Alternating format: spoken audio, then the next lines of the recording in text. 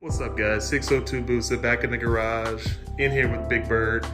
Gonna try to see what we can do. We just got the bike in yesterday and we're gonna see what we need to do to make sure we get this bike back up and running in the best shape possible.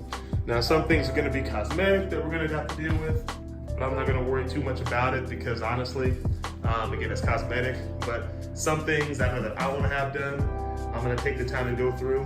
It's not very much. I got this bike at a steal of a price, so let's see what we can do to make it even that much better. So let's start with the mechanical stuff. When I went and looked at this bike, I was kind of worried about this when I saw it. If you look down here, we got some corrosion. It's not quite rust, but we got some corrosion down here by the center stand and the rear suspension, the dog bones there. We're definitely gonna have to clean that up. I think that's just a little bit of not even surface rust, it's just a little lime. So maybe some CLR can clean that up. Same thing with some of the bolts on the swing arm. But the big thing I'm worried about is the chain here. The sprocket looks okay, but the chain itself, it hasn't been cleaned. It hasn't been lubed. It's definitely stiff. So this bike's been sitting for a while. I'm gonna clean up the chain first before we see about going with the new one, but I'm pretty sure more than likely that's what we're gonna do. This bike's definitely, yeah, there's some kinks and such in there, so more than likely we're just gonna end up replacing it. This sprocket looks, it might end up replacing that too. I don't know, let me know what you guys think. I think I'm gonna replace it, but I'm not sure yet. But that's the things that we're gonna worry about there when it comes to the chain.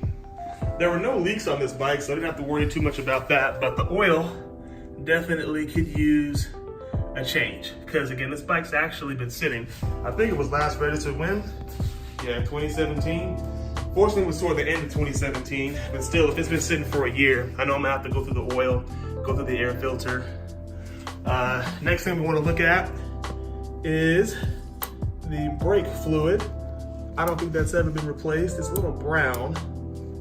So we're gonna replace the brake and the clutch fluid on this bike. Make sure we go through that.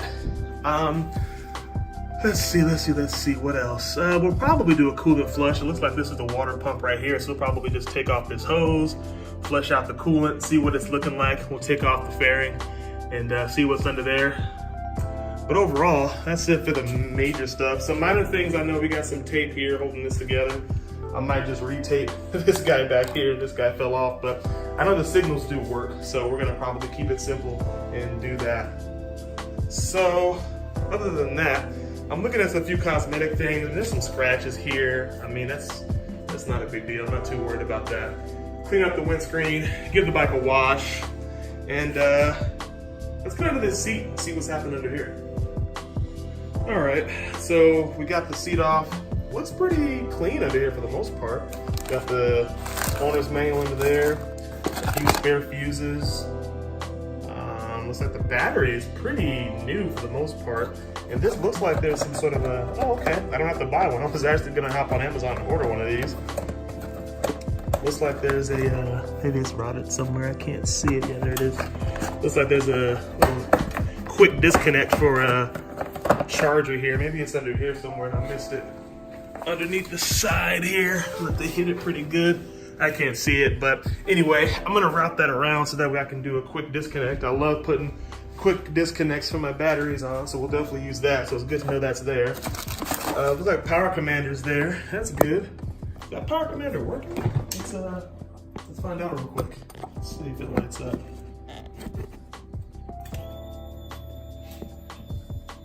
Yep. Power commander looks good. So power commander's good, especially since I got this Two Brothers exhaust on there. So that's nice. So all in all, I mean, that's pretty good there. So I don't need a new battery. I don't need to get quick disconnect. Only thing that's really on the list right now is gonna be just a new chain, I'm thinking, but I guess I'll probably clean that first. I got some engine coolant. I need to pick up some oil. I'll do an oil change on this guy just to make sure that the oil's fresh and I know what it is. So I guess the one thing we need to do next is just pop up the gas tank and yeah, see what's happening with the air filter and spark plugs. All right, so took a second to take off the tank, remove the seat, and we're taking a look at the air filter. So I'm pretty sure it's junky. Oh yeah, this is a stock one. Let's see what it looks like. Get this thing off.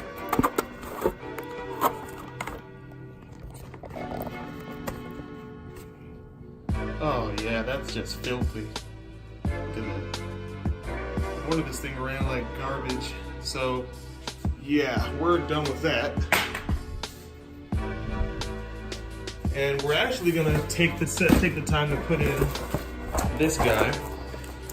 We're gonna go ahead and replace that old filter with this. Of course, K&N. This is just what I use. I know most people don't like K&N. They go with high flow, but this is what I got. So that's what I'm using. So we're gonna go ahead and put that in there. And then before we finish up, we're gonna look at the spark plugs and see how they look. And again, guys, this is what I do to all my bikes, just to make sure that they're running in tip top as soon as I get them. I recommend you do this too. All right, so looks like we got a Denso in here, and I actually ended up replacing it with a set of NGKs. Definitely looks dark, black even. And here's an idea of how they look when you see them side by side, using the NGK CR8 EKs, and yeah. So let's put them in, get it done. Hey guys. Just back in the garage again. So we've got some brake fluid ready to go. We're gonna go ahead and stick brake fluid inside of the clutch reservoir. We got the clutch bleeder valve right there. So I'm not gonna go through and film all this. I've done this before. So I'm just gonna go ahead and bust out the Mighty Vac and then go ahead and start off with bleeding out the clutch. Let's do it. Hey guys. Just back in the garage again. So we've got some brake fluid ready to go. We're gonna go ahead and stick brake fluid inside of the clutch reservoir. We got the clutch bleeder valve right there. So I'm not gonna go through and film all this. I've done this before. So I'm just gonna go ahead and bust out the Mighty Vac and then go ahead and start off with bleeding out the clutch. Let's do it.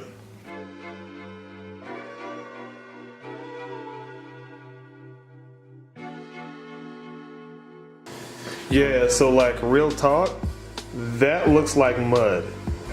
You could, that's just gross. That's like some mud right there. We got to get that out.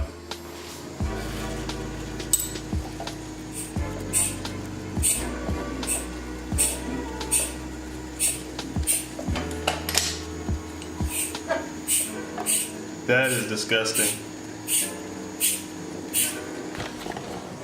All right, so now that this is done, we're gonna go ahead and do the same with the brake side.